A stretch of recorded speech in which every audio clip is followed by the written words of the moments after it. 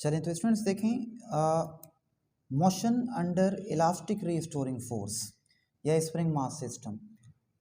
अब इस स्प्रिंग और मास सिस्टम जो है इसको हमने प्रूव करना है, इसका vibratory motion simple harmonic motion है।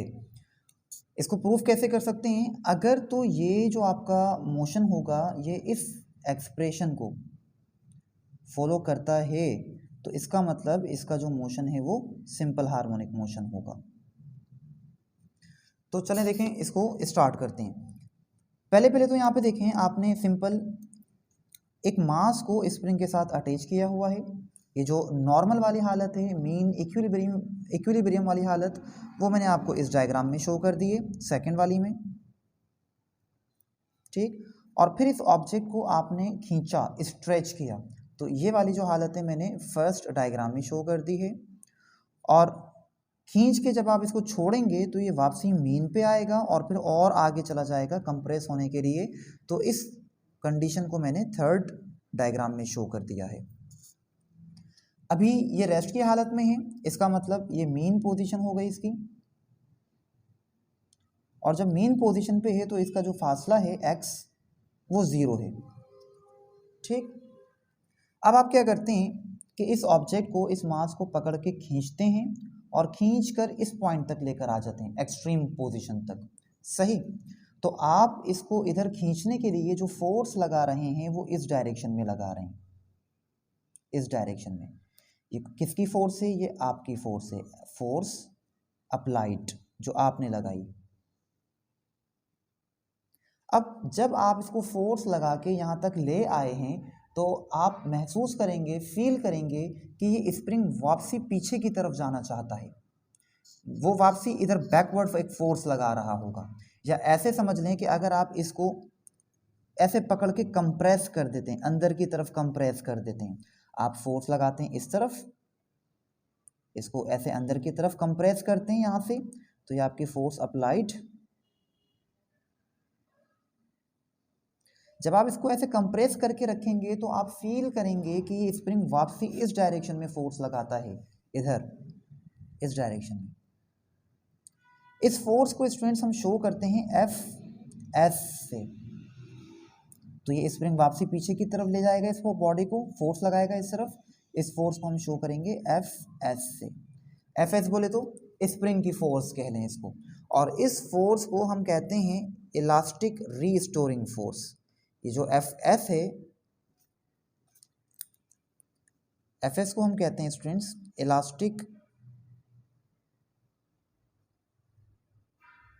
Restoring force.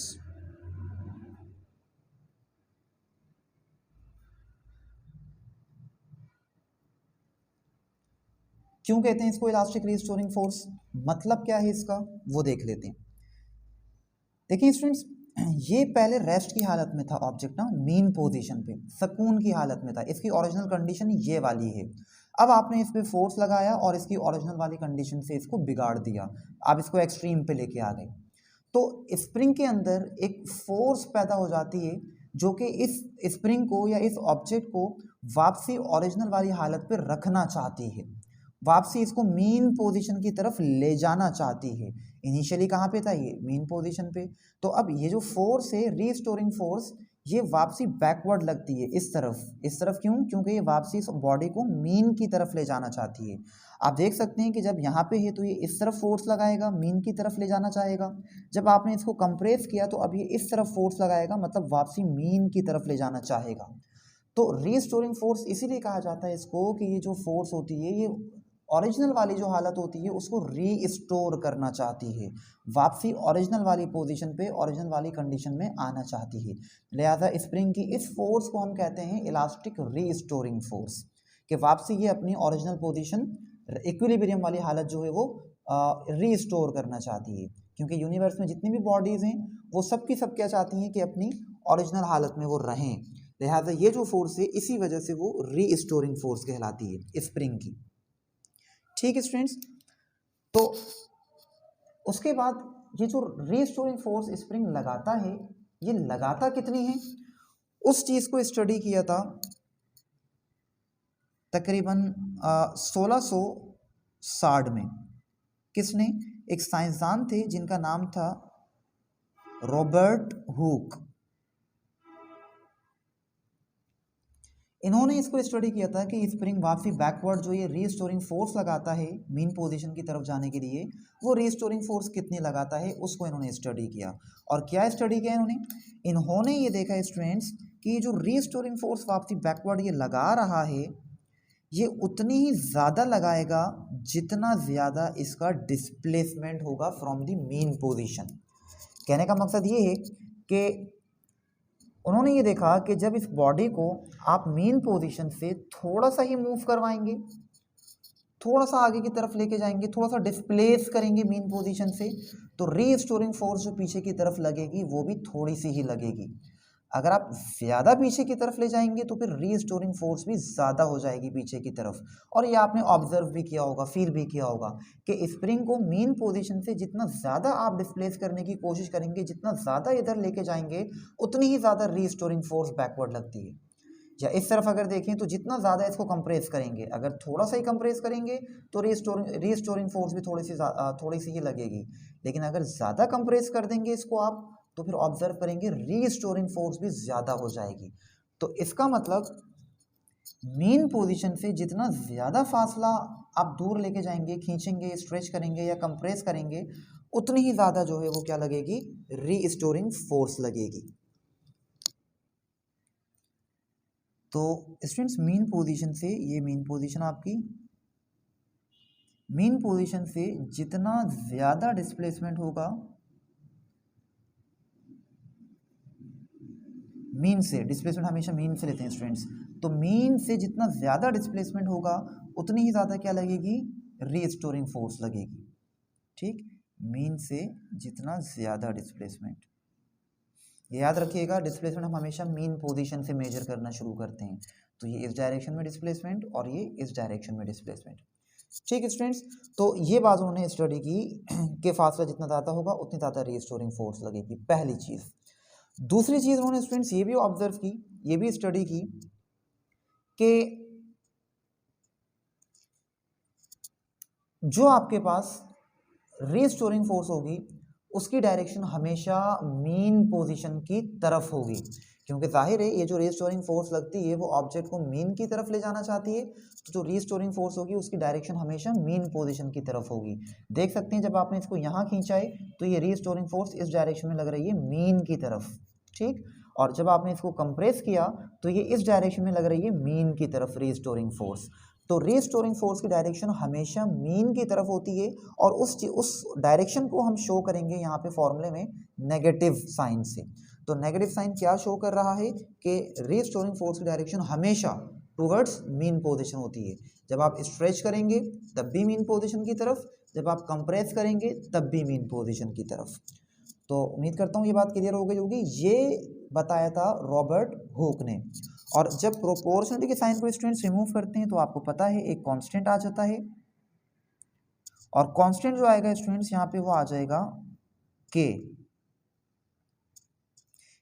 ये जो इक्वेशन है स्टूडेंट्स, इस इक्वेशन को हम कहते हैं हुक्स लॉ, क्योंकि हुक ने हमें बताया था इसके दरमियान रिलेशन, लिहाजा इसे हम कहते हैं हुक्स लॉ। ठीक, और ये जो के यहाँ पे आपको नजर आ रहा है, इस के को हम कहते हैं स्प्रिंग कांस्टेंट।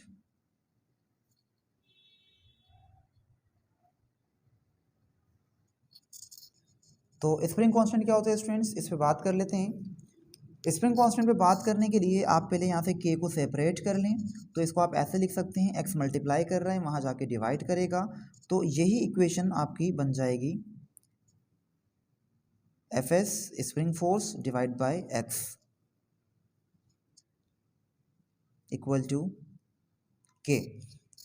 नेगेटिव साइन जो है वो सिर्फ डायरेक्शन शो कर रही है कि फोर्स की डायरेक्शन टुवर्ड्स मीन पोजीशन होगी, तो वो लिखें ना लिखें एक ही बात है, मसला नहीं है। यहाँ के के बारे में आप बात कर सकते हैं। के का जब आप यूनिट की बात करते हैं तो यूनिट कितना हो जाएगा इसका, फोर्स कोई भी हो न्यूटन हो जाएगा, और एक्स का आ जाएगा मीटर। तो न्यूटन पर मीटर जो है वो स्टूडेंट्स फोर्स यूनिट होता है स्प्रिंग कांस्टेंट का। और यहाँ से अब हमें पता चल सकता है कि के एक्चुअली हमें क्या बताता है स्प्रिंग के बारे में। के स्टूडेंट्स असल में ये स्प्रिंग की प्रॉपर्टी होती है कि स्प्रिंग में कितनी काबिलियत है फोर्स लगाने की, रीस्टोरिंग फोर्स लगाने की। जैसे मिसाल के तौर पे यहाँ पे आपके पास दिया हुआ है कि न्यूटन पर मीटर। न्यूटन पर मीटर का मतलब ये हो गया कि कितनी रीस्टोरिंग फोर्स वो स्प्रिंग लगाता है जब पर मीटर उसको स्ट्रेच किया जाता है, 1 मीटर उसको स्ट्रेच किया जाता है। तो जो कांस्टेंट वैल्यू आएगी वो के की वैल्यू हो जाएगी और डिफरेंट डिफरेंट स्प्रिंग्स की डिफरेंट डिफरेंट होगी। जैसे मिसाल के तौर पे मैं यहाँ पे आपको 2 स्प्रिंग बना के दिखाता हूँ। लेट सपोज ये 2 स्प्रिंग मौजूद हैं, ठीक, एक ये और एक ये। दोनों स्प्रिंग जो सेम है स्टूडेंट, दोनों स्प्रिंग, बस फर्क इतना है कि ये वाला स्प्रिंग पतली वायर का है और ये वाला मोटी वायर का है, ठीक, ऐसे।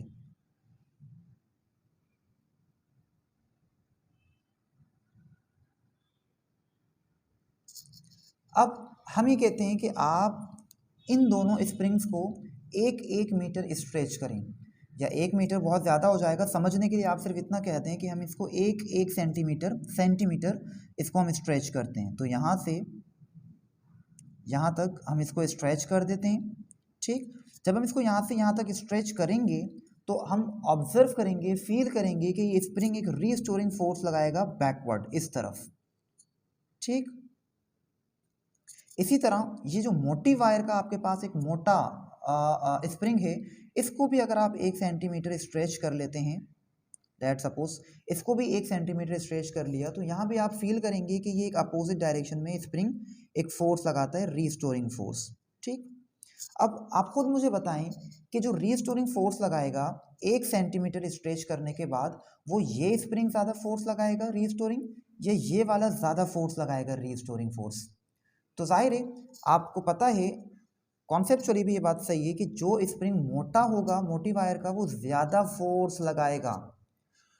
तो इसका मतलब इस स्प्रिंग में ज़्यादा काबिलियत है वापसी बैकवर्ड जाने की, मीन पोजीशन की तरफ जाने की, मतलब अपनी ओरिजिनल हालत में जाने की इस स्प्रिंग में ज़्यादा काबिलियत है। क्योंकि रीस्टोरिंग फोर्स का काम क्या होता है? दोबारा से मीन पोजीशन की तरफ ले जाना, ओरिजिनल पोजीशन रीस्टोर करना, ओरिजिनल हालत। तो इस वाले स्प्रिंग में ज़्यादा काबिलियत है कि वो अपनी ओरिजिनल वाली पोजीशन ज़्यादा जल्दी, ज़्यादा ताकत से जो है वो रीस्टोर कर सकता है।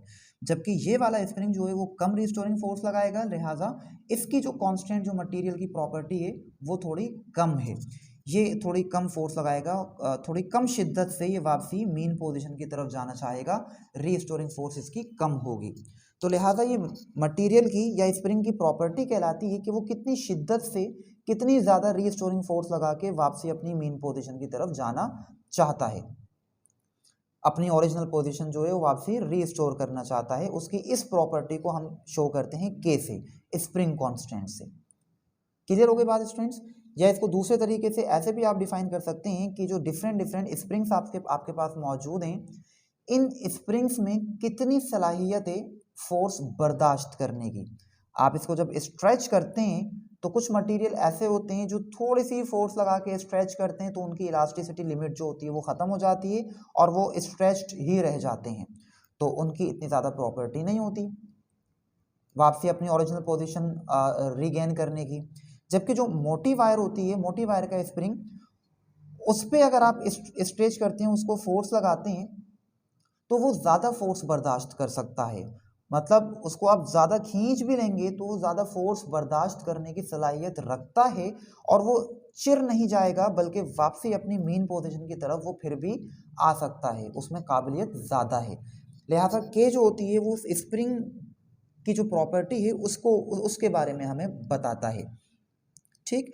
आप यूं भी कह सकते हैं कि के की वैल्यू किसी स्प्रिंग की जितनी ज़्यादा होगी उतनी ही अच्छा वो आपके पास स्प्रिंग होगा, उतनी ही ज़्यादा उसमें ओरिजिनल पोजीशन रीस्टोर करने की सलाहियत ज़्यादा होगी, ठीक है स्टूडेंट्स। तो उम्मीद करता हूँ आपको ये बात क्लियर हो गई होगी। तो इस इक्वेशन को स्टूडेंट्स आप बना दें इक्वेशन नंबर 1, ये जो हुक्स लॉ की है इसको इक्वेशन नंबर 1 बना दें आप। दूसरी एक और यहाँ पे हम बात कर लेते हैं कि देखें रीस्टोरिंग फोर्स लग रही है, ठीक है ना, ये जो मास इस स्प्रिंग के साथ अटैच है, ये स्प्रिंग जो है वो क्या लगा रहा है, रीस्टोरिंग फोर्स लगा रहा है।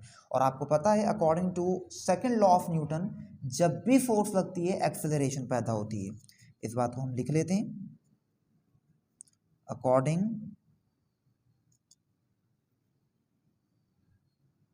To second law of Newton. Newton का सेकंड लॉ स्टूडेंट्स कहता है कि force equal to mass into acceleration, और ये बताता ये है कि जब भी आपके पास फोर्स लगती है एक्सेलरेशन पैदा होती है। ठीक, तो जब यहाँ पे आपके पास रीस्टोरिंग फोर्स लग रही है इस बॉडी के ऊपर, स्प्रिंग के साथ ही बॉडी अटैच है और रीस्टोरिंग फोर्स स्प्रिंग लगा रहा है, तो स्प्रिंग जो फोर्स लगा रहा है वो जाहिर है इस मास के ऊपर भी लग रही है रीस्टोरिंग फोर्स। और जब इस पर रीस्टोरिंग फोर्स लगेगी मास के ऊपर, तो फिर इसमें क्या पैदा होगा स्टूडेंट्स, एक्सेलरेशन पैदा होगी। बॉडी में एक्सेलरेशन पैदा होगी या जो स्प्रिंग है उसमें एक्सेलरेशन पैदा होगी, पूरे सिस्टम में एक एक्सेलरेशन पैदा होगी इस रीस्टोरिंग फोर्स की वजह से। तो हम कह सकते हैं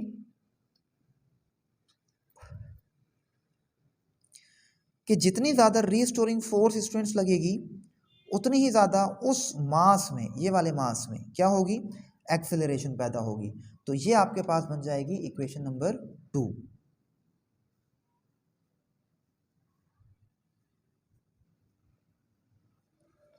तो देखिए नोट करें कि आपके पास फर्स्ट इक्वेशन भी जो है वो बराबर रीस्टोरिंग फोर्स के है और सेकंड इक्वेशन भी बराबर है रीस्टोरिंग फोर्स के। तो इन दोनों इक्वेशंस को हम कंपेयर कर सकते हैं।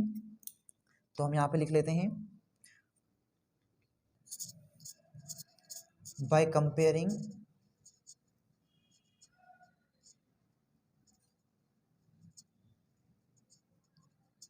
इक्वेशन 1 एंड 2, 1 और 2 को स्टूडेंट्स कंपेयर कर लेते हैं। तो एम ए बराबर आ जाएगा माइनस का के एक्स, इस तरह से। अब स्टूडेंट्स आपने जो प्रूफ करनी थी, इसकी जो कंडीशन थी, जो एक्सप्रेशन थी, वो ये वाली थी, एक्सेलरेशन इस साइड और डिस्प्लेसमेंट इस साइड।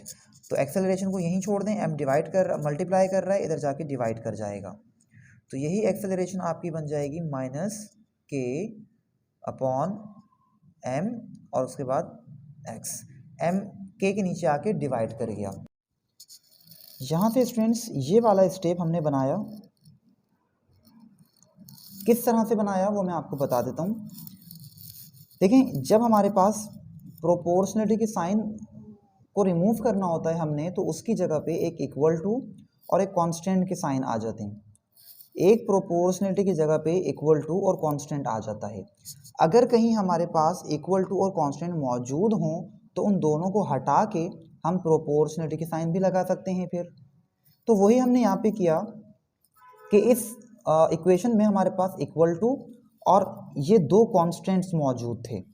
ठीक, तो ये कांस्टेंट पूरा का पूरा हमने हटा दिया और ये इक्वल टू हटा दिया। इन दोनों की जगह पे हमने एक प्रोपोर्शनलिटी की साइन लगा दी। तो इक्वल टू ए सेम आ गया, इक्वल टू चला गया, प्रोपोर्शनलिटी की साइन माइनस आ गया, ये भी चला गया, कांस्टेंट एक्स आ गया। तो इस तरह से स्टूडेंट्स हमने ये बना लिया। यहाँ पे के तो स्प्रिंग कांस्टेंट था और एम जो स्टूडेंट्स वो यहाँ पे मास है बॉडी का। ये मास भी जो है वो कांस्टेंट ही रहेगा। जब आप ये एक्सपेरिमेंट परफॉर्म कर रहे हैं तो ये मास बार बार चेंज तो नहीं करेंगे, लिहाजा ये मास भी यहाँ पे कांस्टेंट ही रहेगा। ये दोनों कांस्टेंट टर्म्स हैं आपके पास। तो इस तरह स्टूडेंट्स हमने देखा कि जो मास स्प्रिंग सिस्टम का जो मोशन है, वाइब्रेटरी मोशन, वो इस एक्सप्रेशन को फॉलो कर रहा है। लिहाजा इसका जो मोशन है वो क्या कहलाएगा, फिर सिंपल हार्मोनिक मोशन कहलाएगा। यूं हम कहते हैं कि मास स्प्रिंग सिस्टम का जो मोशन होता है वो सिंपल हार्मोनिक मोशन होता है। तो उम्मीद करता हूं यहां तक आपको क्लियर हो गया होगा स्टूडेंट्स। अच्छा, यहां इस डायग्राम में आप एक और चीज भी ऑब्जर्व कर सकते हैं कि ये जो डिस्प्लेसमेंट होता है मीन से, जब आप स्ट्रेच कर रहे हैं या कंप्रेस कर रहे हैं, तो ये जो डिस्प्लेसमेंट होता है और ये जो रीस्टोरिंग फोर्स होती है, इनकी डायरेक्शन हमेशा ऑलवेज अपोजिट होगी एक दूसरे के। आप देख सकते हैं यहाँ पे कि जब आप इसको स्ट्रेच कर रहे हैं तो डिस्प्लेसमेंट की डायरेक्शन इधर है, डिस्प्लेसमेंट हमेशा मीन पोजीशन से लिया जाता है, तो डिस्प्लेसमेंट इधर से इस तरफ, मीन से एक्सट्रीम की तरफ, जबकि रीस्टोरिंग फोर्स की डायरेक्शन कहाँ है, एक्सट्रीम से मीन की तरफ, इस डायरेक्शन में। और जब आप इसको कंप्रेस करते हैं तो देखें डिस्प्लेसमेंट यहाँ जाएगा मीन से एक्सट्रीम की तरफ, जबकि रीस्टोरिंग फोर्स एक्सट्रीम से मीन की तरफ, तो इनकी डायरेक्शन हमेशा उलट होती है, अपोजिट होती है। तो उम्मीद करता हूँ स्टूडेंट्स यहाँ तक आपको बात क्लियर हो गई होगी। ये जो फर्स्ट एग्जाम्पल है इसको हम प्रूव कर चुके हैं कि इसका मोशन सिंपल हार्मोनिक मोशन है। अब जैसा कि मैंने कहा था कि जब आप ये फर्स्ट एप्लीकेशन कर लेंगे, एग्जाम्पल कर लेंगे, अब आप इस एक्सप्रेशन को ईजिली समझ सकते हैं, क्योंकि हुक्स लॉ अगर आपको क्लियर हो गया है तो ये एक्सप्रेशन भी क्लियर हो जाएगी। तो चलें इस पे और हम बात कर लेते हैं। चलें तो स्टूडेंट्स इस एक्सप्रेशन पे बात करते हैं और इसे हम कहते हैं कैरेक्टरिस्टिक्स ऑफ एसएचएम। असल में ये जो एक्सप्रेशन है वो एसएचएम की कैरेक्टरिस्टिक्स, खुसूसियात को डिफाइन करती है, ठीक। और बोर्ड में भी स्टूडेंट्स ये क्वेश्चन आता है कि write down the characteristics of simple harmonic motion. तो आपको एक्चुअली इस एक्सप्रेशन के ही बारे में लिखना है। और इस एक्सप्रेशन में असल में दो चीज़ें हैं, क्या क्या। एक तो आपको ये बताना है कि एक्सेलरेशन का माइनस साइन के साथ क्या रिलेशन है, और दूसरा आपको बताना है एक्सेलरेशन का एक्स डिस्प्लेसमेंट जो है इसके साथ क्या रिलेशन है। तो ये दो कैरेक्टरिस्टिक्स आपने डिफाइन करनी है। तो स्टूडेंट्स बात कर लेते हैं एक एक करके। पहले बात करते हैं नेगेटिव साइन पे कि नेगेटिव साइन यहाँ इस एक्सप्रेशन में क्या शो कर रही है। नेगेटिव साइन पे बात करने से पहले स्टूडेंट्स जो मैं बता चुका हूँ आपको और आपको मालूम भी है कि फोर्स और एक्सेलरेशन का आपस में क्या रिलेशन है, डायरेक्ट रिलेशन है, F = ma। Second law of Newton जो है वो हमें फोर्स और एक्सेलरेशन के बारे में रिलेशन बताता है। जितनी ज़्यादा फोर्स अप्लाई करेंगे उतना ज़्यादा एक्सेलरेशन पैदा होगी। और दूसरी बात स्टूडेंट्स कि जिस डायरेक्शन में आपकी फोर्स लगेगी वही डायरेक्शन एक्सेलरेशन की भी होगी, क्योंकि फोर्स और एक्सेलरेशन वेक्टर क्वांटिटीज़ हैं, दोनों के पास डायरेक्शंस हैं, तो लिहाजा जो डायरेक्शन फोर्स की होती है वही डायरेक्शन एक्सेलरेशन की भी होती है, ये आपने पढ़ा होगा। तो अब यहाँ पे देखें स्टूडेंट्स, जब आप इसको स्ट्रेच करते हैं बाहर की तरफ, इस तरफ जब स्ट्रेच करते हैं और यहाँ पे ले आते हैं, तो इस पॉइंट पे जब रीस्टोरिंग फोर्स लग रही होती है उसकी डायरेक्शन क्या होती है स्टूडेंट्स, उसकी डायरेक्शन होती है इस तरफ, रीस्टोरिंग फोर्स की डायरेक्शन, ठीक। किस तरफ होती है, मीन की तरफ होती है। ये आपके पास मीन पोजीशन है, दिस वन। तो ये मीन की तरफ वापस जाना चाहती है, यहाँ भी मीन की तरफ रीस्टोरिंग फोर्स की डायरेक्शन होती है, और जब आप इसको कंप्रेस करते हैं तो ये वापसी मीन की तरफ जाना चाहती है, लिहाजा रीस्टोरिंग फोर्स इस डायरेक्शन में होगी, ठीक। अब जैसा कि मैंने कहा कि जो डायरेक्शन स्टूडेंट्स फोर्स की होती है वही डायरेक्शन एक्सेलरेशन की होती है, तो लिहाजा अगर रीस्टोरिंग फोर्स की डायरेक्शन इस तरफ है, मीन की तरफ, लिहाजा एक्सेलरेशन की डायरेक्शन भी हमेशा मीन की तरफ होती है। अभी अभी हमने पीछे जब डेरिवेशन की उसमें हमने एक्सेलरेशन निकाली इस सिस्टम की, मतलब इस सिस्टम में एक्सेलरेशन होती है, वो जो एक्सेलरेशन होती है उसकी डायरेक्शन वो हमेशा टूवर्ड्स मीन पोजीशन होती है। लिहाजा यहाँ जो नेगेटिव साइन है आपके पास स्टूडेंट्स वो यही बता रहा है कि जो एक्सेलरेशन होगी उसकी डायरेक्शन हमेशा टूवर्ड्स मीन पोजीशन होगी, यहाँ भी यहाँ भी। क्योंकि आपको याद होगा वो जो हुक्स लॉ था, हुक्स लॉ में भी तो हमारे पास नेगेटिव साइन अपीयर हो रही थी, F - x, हुक्स लॉ। तो यहाँ पे भी स्टूडेंट्स नेगेटिव साइन क्या बता रही थी कि वो उसकी डायरेक्शन हमेशा मीन की तरफ होगी, लिहाजा यहाँ जो एक्सप्रेशन है इसमें भी नेगेटिव का मतलब यही है, ठीक। इसको आप दूसरे तरीके से भी समझ सकते हैं, मैं आपको ये बात प्रूफ भी करके दिखा सकता हूँ कि नेगेटिव साइन का मतलब या जो एक्सेलरेशन की डायरेक्शन है उसकी डायरेक्शन हमेशा मीन की तरफ होगी। कैसे, इसको मैं आपको समझाता हूँ पेंडुलम की मदद से। देखें, फर्ज करें ये आपके पास पेंडुलम मौजूद है, इसको आप ले जाते हैं इस तरफ, इधर, और ये इधर, ठीक। अब ज़रा गौर करें इसका जो मोशन होगा, अभी ये फर्ज करें ऐसे स्ट्रेट मीन पोजीशन पे है, अब जब आप इसको यहाँ पे ले जाते हैं एक्सट्रीम पे और छोड़ते हैं तो ये ऐसे वाइब्रेट करेगा, ठीक। वाइब्रेट करने में स्टूडेंट्स आपको पता होगा कि जब ये मीन से एक्सट्रीम की तरफ जा रहा है, ऊपर की तरफ, तो यहाँ इसकी जो वेलोसिटी होती है वो कम होती है, ऐसा ऐसा ऊपर जाएगा, रफ्तार कम होती चली जाएगी, यहाँ बिल्कुल ख़त्म हो जाएगी, फिर वापसी जब नीचे की तरफ आएगा तो इसकी रफ्तार बढ़ेगी, वेलोसिटी बढ़ेगी, और जब वेलोसिटी बढ़ेगी तो मीन पे मैक्सिमम वेलोसिटी हो जाएगी। ठीक, यहाँ पे आपके पास मैक्सिमम वेलोसिटी होती है मीन के ऊपर, और यहाँ जो वेलोसिटी होती है वो ख़त्म हो जाती है, मिनिमम वेलोसिटी। फिर जब मीन से ये आगे की तरफ बढ़ेगा तो आगे की तरफ बढ़ते हुए इसकी रफ्तार दोबारा स्लो हो जाएगी और होते होते यहाँ पे ज़ीरो हो जाएगी, लिहाजा यहाँ पे आपके पास वेलोसिटी दोबारा से ज़ीरो हो जाएगी मिनिमम, और फिर वापसी जब बैकवर्ड आएगा मीन की तरफ तो रफ्तार बढ़ेगी। पता है ये बात आपको? ठीक, तो अब यहाँ पे स्टूडेंट्स एक्सेलरेशन आप किसको कहते हो? एक्सेलरेशन आप कहते हो rate of change of velocity. आपको पता होगा कि एक्सेलरेशन का जो फॉर्मूला होता है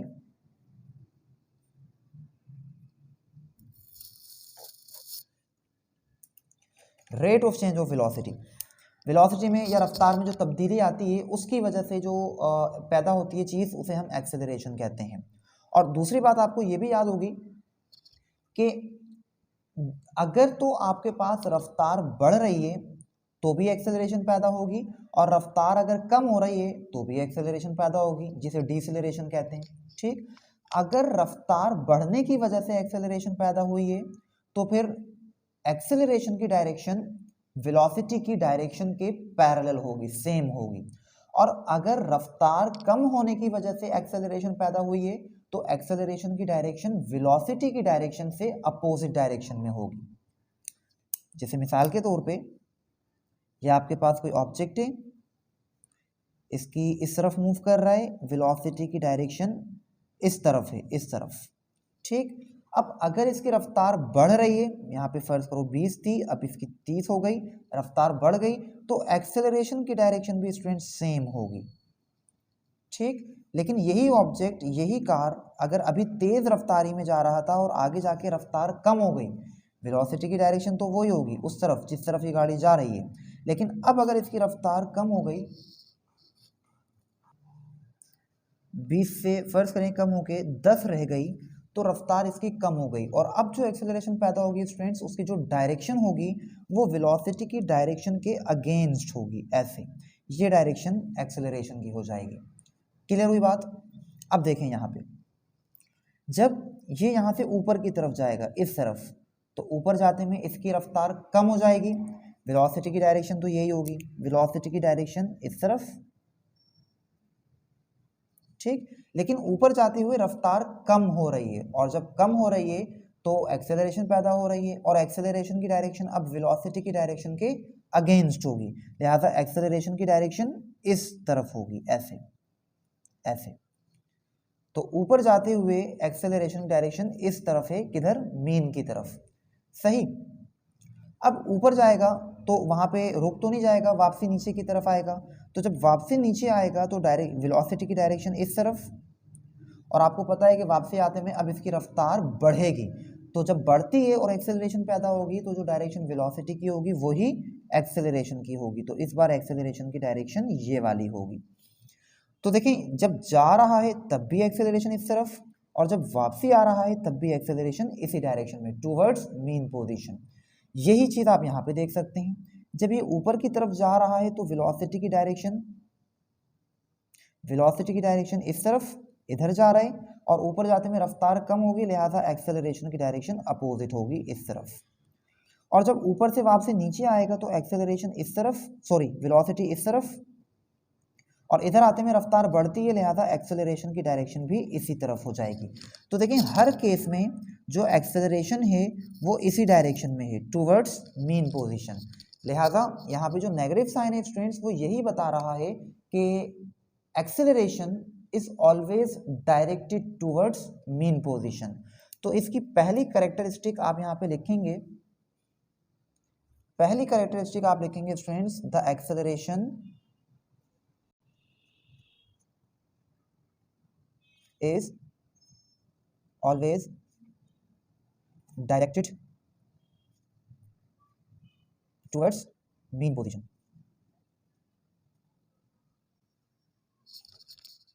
क्लियर स्टूडेंट्स? अच्छा, अब दूसरी चीज डिस्प्लेसमेंट। एक्सेलरेशन डायरेक्टली रिलेट करता है डिस्प्लेसमेंट से।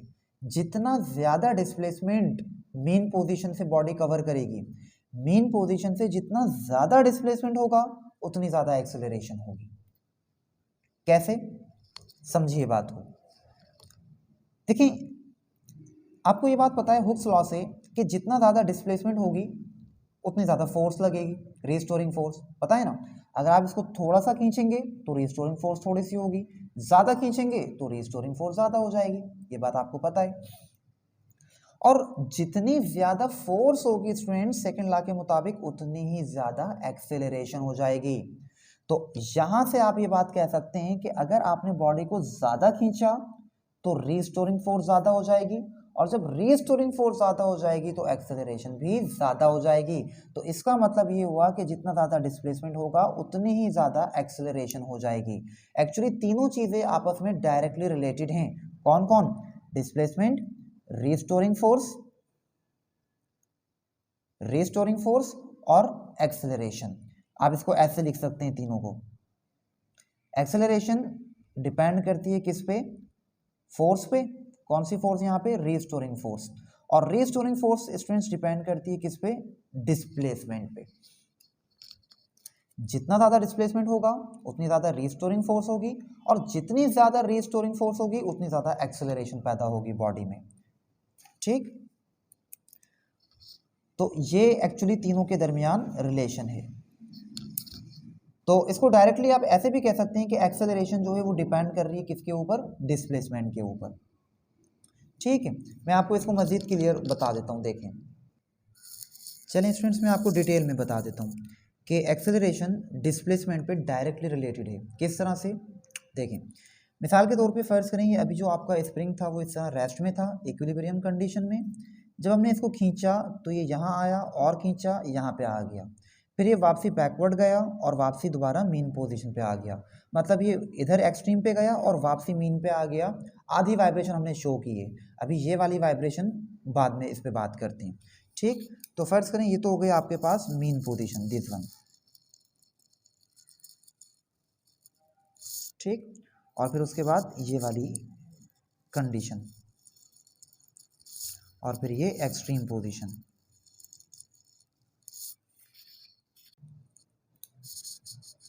देखें स्टूडेंट्स, मेन पोजीशन से आपने इसको थोड़ा सा स्ट्रेच किया यहाँ तक का ना, तो इसका मतलब जो डिस्प्लेसमेंट है वो यहाँ से यहाँ तक का है, ऐसे इस डायरेक्शन में। सही, मेन से हमेशा लेते हैं डिस्प्लेसमेंट। जब आपने थोड़ा सा ही इसको डिस्प्लेस किया है तो रीस्टोरिंग फोर्स भी इतनी ज़्यादा नहीं लगेगी, और वो जो रीस्टोरिंग फोर्स लगेगी वो इस डायरेक्शन में लगेगी, इस डायरेक्शन में। ठीक, ये क्या है? ये रीस्टोरिंग फोर्स है। तो देखिए, रीस्टोरिंग फोर्स इतनी ज़्यादा नहीं लगेगी, और जब रीस्टोरिंग फोर्स इतनी ज़्यादा नहीं होगी तो फिर एक्सेलरेशन भी कम होगी। तो आप कह सकते हैं कि जब डिस्प्लेसमेंट थोड़ा सा था तो एक्सेलरेशन भी थोड़ी सी थी, थोड़ी बहुत एक्सेलरेशन पैदा हो रही थी। सही, लेकिन जब आपने यहाँ पे डिस्प्लेसमेंट ज़्यादा कर दिया, इधर करा और ज़्यादा डिस्प्लेसमेंट बढ़ा दिया, मतलब अब आपने मीन से ज़्यादा डिस्प्लेसमेंट ले लिया इस तरफ, ऐसे। ये जो एक्स डिस्प्लेसमेंट है वो मीन से अब बढ़ गया। जब ज़्यादा दूर तक आपने इसको स्ट्रेच कर दिया, लिहाजा अब जो रीस्टोरिंग फोर्स लगेगी वो भी स्टूडेंट्स बहुत ज़्यादा लगेगी। ऐसा होगा कि नहीं? बिल्कुल। अब जब रीस्टोरिंग फोर्स ज़्यादा लग रही है, फोर्स बढ़ गई, लिहाजा एक्सेलरेशन भी अब ज़्यादा हो जाएगी। तो लिहाजा हम कह सकते हैं कि जब फासला ज़्यादा हो गया तो एक्सेलरेशन भी ज़्यादा हो गई। तो एक्सेलरेशन और डिस्प्लेसमेंट आपस में डायरेक्टली रिलेटेड हैं। ठीक, इसी तरह आप देखें वापसी पीछे की तरफ आएगा तो अब फासला दोबारा इतना रह गया। अब आप ये नहीं कहेंगे कि फासला हम ये वाला लेंगे या यहाँ से इधर मेजर करेंगे, नहीं। डिस्प्लेसमेंट जो है वो फ्रॉम द इक्विलिब्रियम पोजीशन लिया जाता है हमेशा। तो फ्रॉम द इक्विलिब्रियम पोजीशन ये आपके पास डिस्प्लेसमेंट हो गया अगेन, और अब जब ये वापसी बैकवर्ड आ रही है तो यहाँ पे पीछे आते हुए इसकी अपनी रफ्तार ऑलरेडी कुछ ना कुछ होगी जब ये इस तरफ आ रही है। ठीक।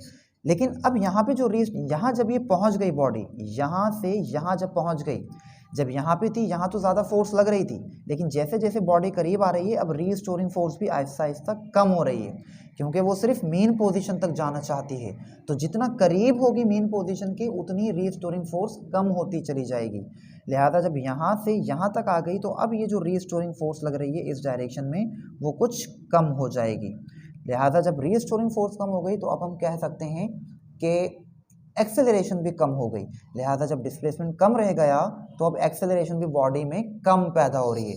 मतलब यहाँ से यहाँ तक आने में रफ्तार ज़्यादा चेंज होगी, जबकि यहाँ से यहाँ तक आने में रफ्तार में इतना ज़्यादा चेंज नहीं आएगा। ठीक, तो एक्सेलरेशन भी यहाँ से यहाँ तक में कम पैदा हो जाएगी। फिर इसके बाद ये वापसी यहाँ पे आ जाएगा मेन पोजीशन पे। अब तो इसने कोई डिस्प्लेसमेंट मीन से कवर नहीं किया हुआ, लिहाजा इस पॉइंट पे कोई रीस्टोरिंग फोर्स उस पर नहीं लग रही। तो फिर ये मोशन में क्यों है? वो मोशन में इसलिए होती है स्टूडेंट, वो इनर्शिया की वजह से। जब वो यहाँ से मूव करती हुई आ रही है तो एकदम तो यहाँ पे नहीं रुक जाएगी, बल्कि ये इनर्शिया की वजह से आगे चली जाती है। ठीक, तो यहाँ जब ये आगे जब जा रही है तो अब यहाँ कोई रीस्टोरिंग फोर्स नहीं लग रही है, बल्कि ये इनर्शिया की वजह से अपना मोशन कंटिन्यू रखे हुए है। जब यहाँ पे कोई रीस्टोरिंग फोर्स नहीं लग रही, लिहाजा इस पॉइंट पे कोई एक्सेलरेशन भी पैदा नहीं होगी और यहाँ पे एक्सेलरेशन होती है 0। ठीक है स्टूडेंट्स, तो इस तरह से आपके पास क्या होता है कि मेन पोजीशन से जितना बॉडी डिस्प्लेस करेगी जितना ज़्यादा, उतनी ज़्यादा इसमें क्या होगी, एक्सेलरेशन पैदा हो जाएगी। बात क्लियर हो गई स्टूडेंट्स? ठीक, यहाँ से आप दो चीज़ें नोट कर सकते हैं। क्या? एक तो डिस्प्लेसमेंट और रीस्टोरिंग फोर्स के दरमियान जो डायरेक्शन है, डिस्प्लेसमेंट इस तरफ होगा, रीस्टोरिंग फोर्स इस तरफ। डिस्प्लेसमेंट इस तरफ, रीस्टोरिंग फोर्स इस तरफ। अब जब वापसी पीछे आ रही है, इधर पहुंच गई, तो डिस्प्लेसमेंट यहीं से लेंगे, डिस्प्लेसमेंट इस तरफ और रीस्टोरिंग फोर्स अब भी इसी तरफ होगी। तो देखें हर पॉइंट पे रीस्टोरिंग फोर्स और डिस्प्लेसमेंट अपोजिट डायरेक्शन में होती है, ये पॉइंट भी याद रखिएगा। और जब रीस्टोरिंग फोर्स अगेंस्ट डायरेक्शन में होती है डिस्प्लेसमेंट के, लिहाजा आप कह सकते हैं एक्सेलरेशन भी अपोजिट डायरेक्शन में होती है डिस्प्लेसमेंट के, क्योंकि जो डायरेक्शन फोर्स की होती है वही एक्सेलरेशन की होती है। अगर यहाँ फोर्स की ये डायरेक्शन है, लिहाजा एक्सेलरेशन की भी यही डायरेक्शन है। यहाँ ये डायरेक्शन है फोर्स की, एक्सेलरेशन की भी यही है। तो आप कह सकते हैं कि एक्सेलरेशन और डिस्प्लेसमेंट की डायरेक्शन भी हमेशा अपोजिट डायरेक्शन में होती है। यही चीज़ स्टूडेंट्स आप यहाँ से भी समझ सकते हैं। फर्ज करें अभी ये मेन पोजीशन पे है, इसका डिस्प्लेसमेंट 0 है मेन पोजीशन पे। अब आप इसको कंप्रेस करते हैं, और कंप्रेस किया और कंप्रेस कर दिया, ये एक्सट्रीम पोजीशन तक आ गई। फिर ये वापसी पीछे की तरफ आएगी और वापसी मेन पे आ जाएगी इस तरह से। ठीक, मतलब ये यहाँ से गई, उसके बाद वापसी इस तरफ जा रही है, तो इस तरफ जाएगी तो पहले यहाँ पे जाएगी, फिर एक्सट्रीम पे, फिर वापसी इधर आएगी, फिर इधर आ जाएगी। ठीक, तो ये आपके पास हो गई मेन पोजीशन, दिस वन, इस तरह से ये वाली ऐसे। सही। अच्छा, इसके अलावा आपके पास एक ये पोजीशन आ गई,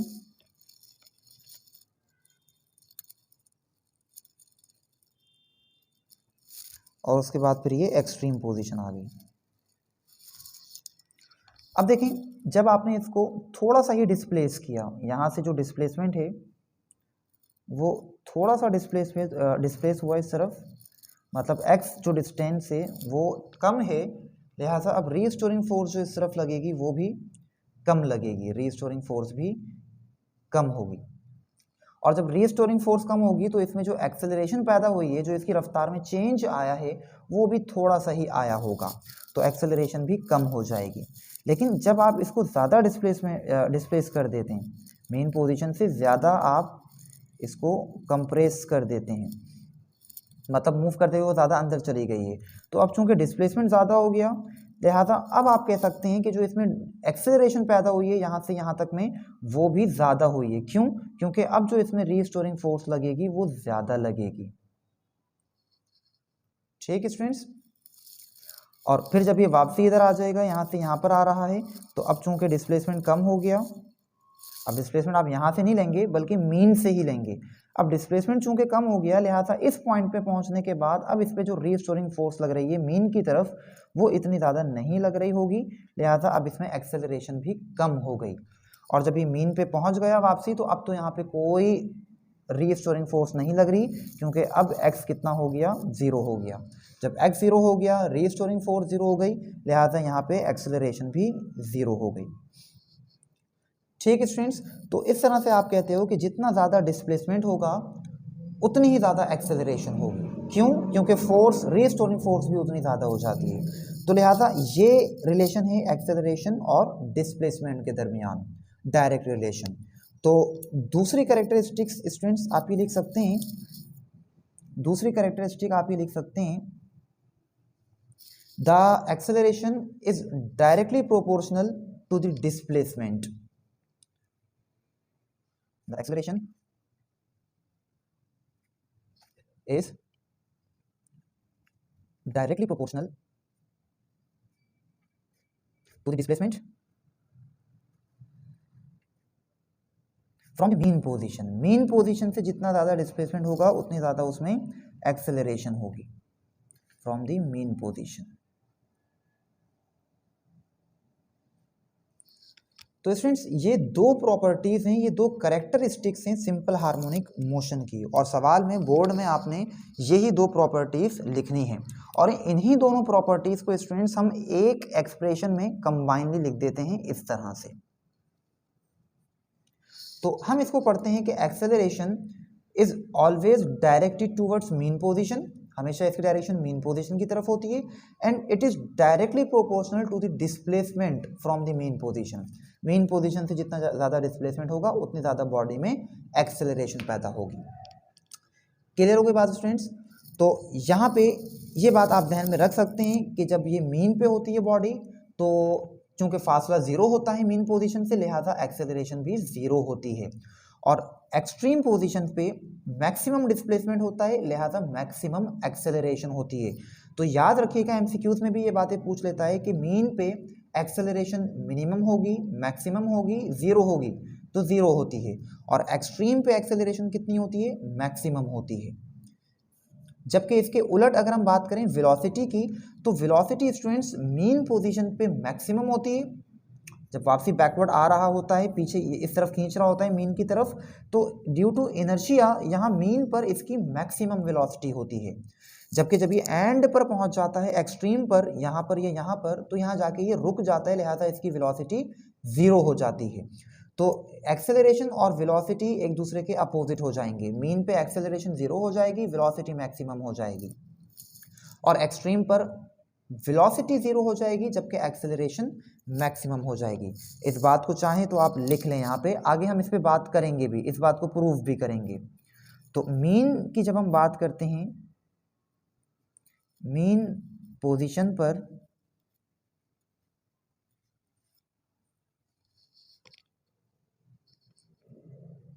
वेलोसिटी जो होती है स्टूडेंट्स वो मैक्सिमम होती है, जबकि एक्सेलरेशन जो होती है वो 0 होती है, 0 या मिनिमम इस तरह से। जबकि अगर आप एक्सट्रीम पोजीशन की बात करें,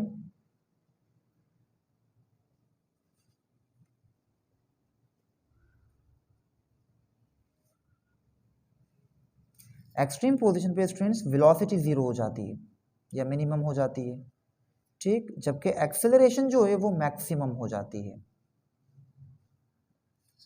क्योंकि डिस्प्लेसमेंट मैक्सिमम होता है एक्सट्रीम तक का। तो उम्मीद करता हूँ स्टूडेंट्स आपको ये सारी बातें क्लियर हो गई होंगी। अभी तक हम स्टूडेंट्स सिंपल हार्मोनिक मोशन की जो एक एग्जाम्पल है स्प्रिंग वाली, उसे हम प्रूव कर चुके हैं कि सिंपल हार्मोनिक मोशन है वो। अब 2 एग्जाम्पल्स और रहती हैं, तो उसे भी इंशाल्लाह आने वाली वीडियोस में हम कवर करने की कोशिश करेंगे।